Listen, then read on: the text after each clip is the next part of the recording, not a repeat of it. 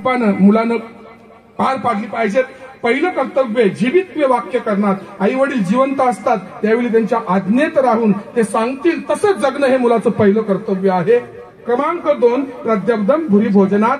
ते देहावसान झाल्यानंतर त्यांच्या स्मरणार्थ भोजनाचे कार्यक्रम करायचे आहेत. भोजन म्हणजे आपल्याला अन्न हेच भोजन वाटतं महाराज. ब्रह्मरस करू भोजन पंगती संतांच्या, हे ब्रह्मरसाचं भोजन आहे. आता जे चालू आहे हे ब्रह्मरसाचं भोजन आहे. याच्यानंतर जे भोजन आहे ते अन्नरसाचं भोजन आहे.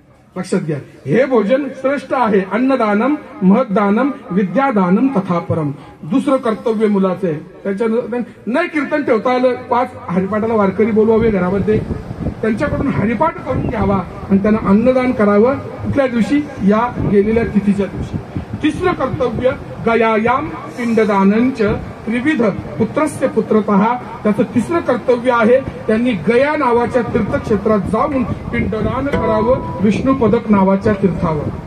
जर मुली असतील तर मुलींना सुद्धा पिंडदान करता येतो. मुलींनी जर पिंडदान केला तर सासरच्या 21 पिढ्या आणि माहेरच्या 21 पिढ्या, 42 पिढ्यांचा उद्धार मुलींनी पिंडदान केल्यानंतर होतो. आणि मुलांनी जर पिंडदान केला, पुरुषांनी जर पिंडदान केला तर आईच्या 21 पिढ्या आणि वडिलांच्या 21 पिढ्या, 42 पिढ्यांचा उद्धार होतो.